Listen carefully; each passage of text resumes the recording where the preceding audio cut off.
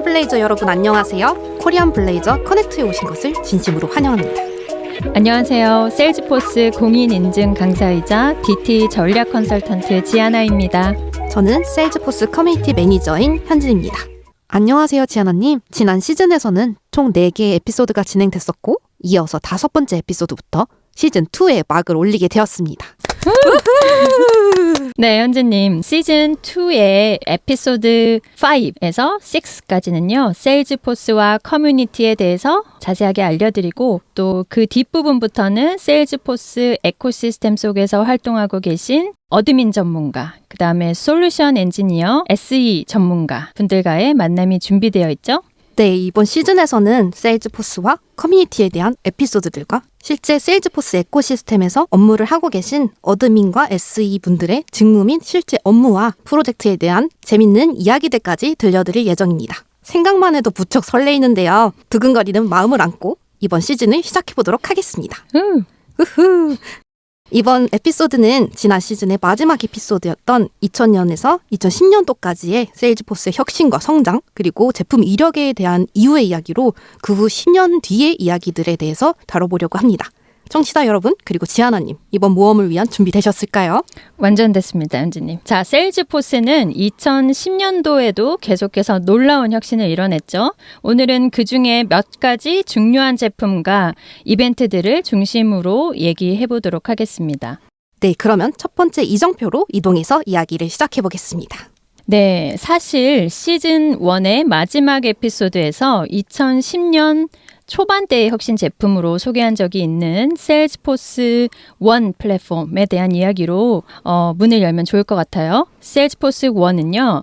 세일즈포스의 모든 어플리케이션을 모바일 디바이스로 가져와서 사용자들이 언제 어디서나 비즈니스를 관리할 수 있도록 한 아주 효율적인 플랫폼이라고 우리가 알고 있죠.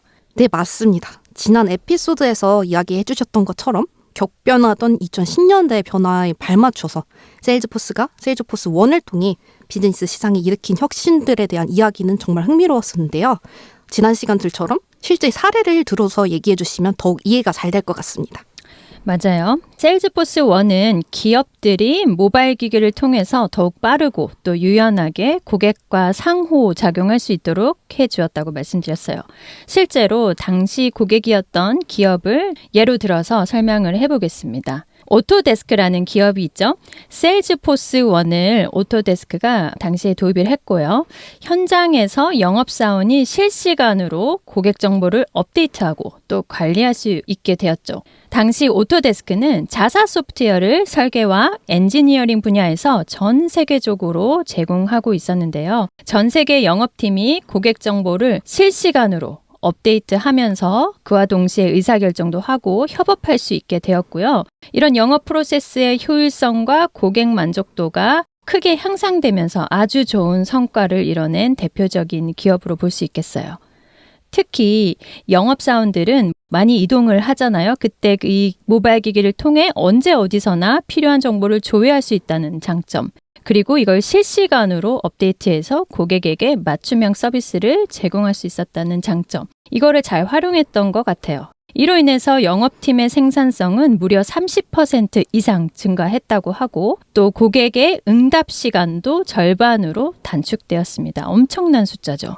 네, 엄청난 숫자이자 정말 놀라운 성과인데요.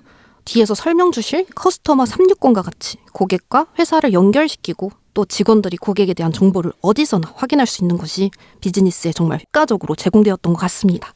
그럼 저희 두 번째 이정표로 이동해 볼까요? 좋아요. 자, 두 번째 이정표, 대략 2014년도 정도 이후 시점일 것 같아요. 세일즈포스 웨이브 아날리틱스라는 이름으로 출시된 상품이 있습니다.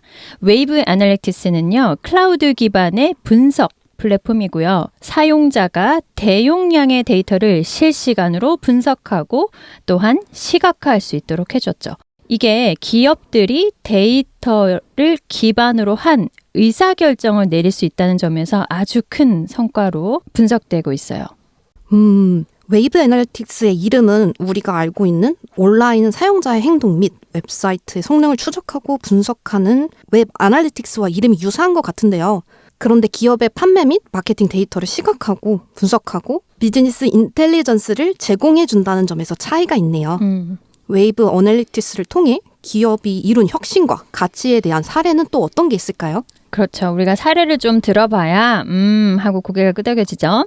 웨이브 아날리틱스는요. 사용자가 데이터를 직관적으로 분석하고 또 시각화까지 가능하게 해서 쉽게 그 전반적으로 고객에 대해서 이해할 수 있게 해주었다고 했어요.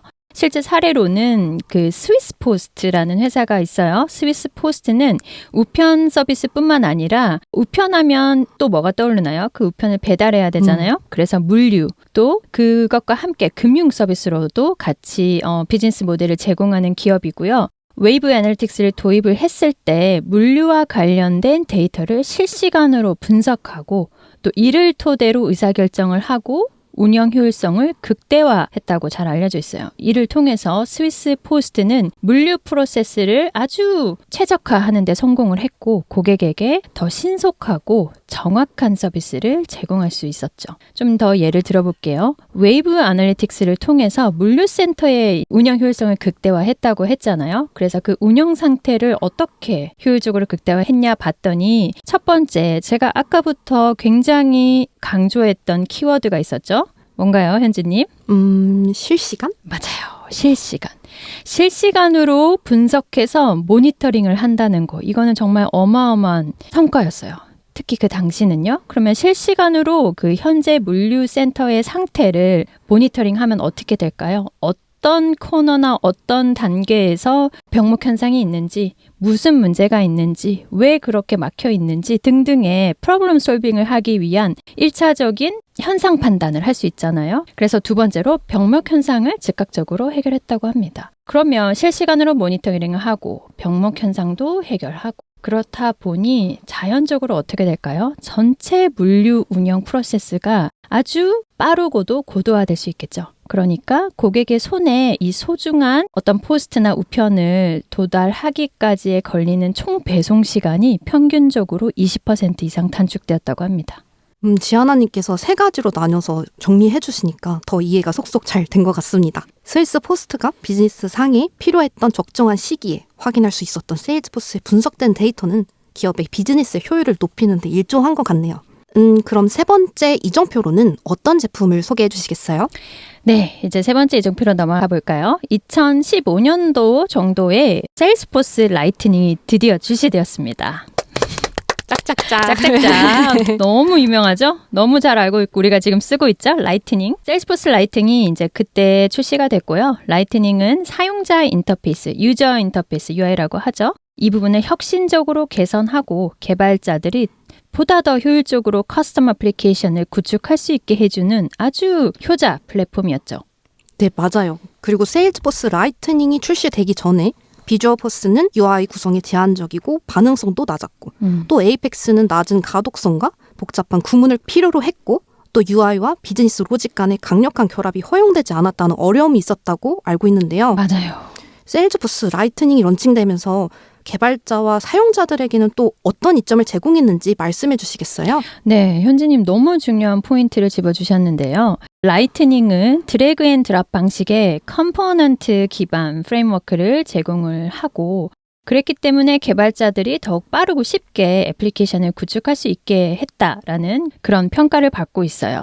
드래그 앤 드랍 많이 들어보셨죠? 네네. 네, 앱빌더 뭐 할 때도 그렇고 플로우 할 때도 그렇고 이제 드래그를 해서 그 해당 캔버스에 드랍해서 구축을 하는 커스텀 할 때 많이 쓰는 건데요. 그뿐만 아니라 사용자 인터페이스가 이제 개선이 되었다라고 했는데 이게 무슨 뜻이냐? 유저가 보다 더 직관적으로 시스템을 활용하고 더 잘 사용하고 정확하게 사용할 수 있도록 전반적인 유저 인터페이스가 간결하고 사용하기 쉽게 바뀌었다고 볼 수 있겠죠. 구체적인 사례를 좀 살펴보면요. 텍사스 보건복지부, 영어로 하면 텍사스 Health and Human Services라고 하죠. 텍사스의 보건복지부의 예를 좀 들어볼게요. 이 부서에서 라이트닝을 도입을 이제 했을 당시에 어떤 게 좀 변화가 있었나 봤더니 직원들이 더 효율적으로 시스템을 사용하고 이거를 좀 생각해 보면 아까 UI를 혁신적으로 개선했다고 했잖아요. 그래서 유저 프렌들리하고 더 직관적이고 쉽고 정확하게 원하는 업무와 태스크를 바로바로 뭐 클릭 한 번이나 드래그 앤 드랍으로 할 수 있게 만들었기 때문에 효율적으로 시스템을 사용했다라고 이제 평가를 받는 거죠. 그랬기 때문에 어떻게 되나요? 직원들이 태스크를 처리할 때 훨씬 직관적이고 빠르고 효율적이고 정확해지니까 속도도 높겠고 그 태스크의 퀄리티도 좋아지겠고 그러니까 시민들한테 더 나은 서비스를 제공할 수 있게 됐던 거죠.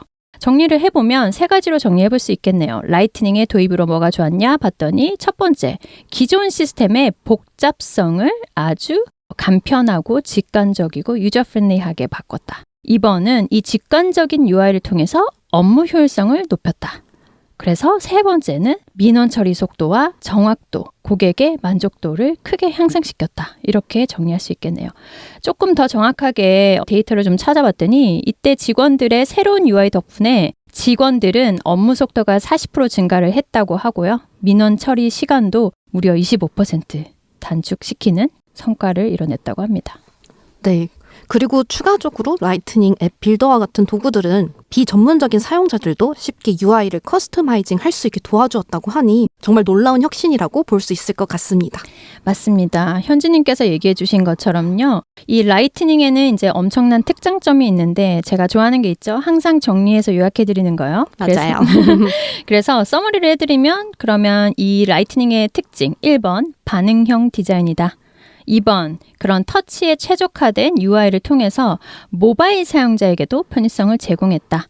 3번, 이 모바일 앱을 지원을 하면서 사용자가 모바일 앱을 개별적으로 커스터마이징을 가능하게 했다. 그래서 사용자들이 필요한 기능을 빠르게 액세스하고 그 과업을 처리할 수 있게 도와주었다. 이 정도로 요약을 할 수 있겠네요.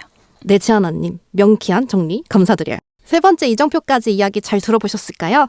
네 번째 이정표부터의 이야기는 다음 에피소드로 이어집니다. To be continued. new.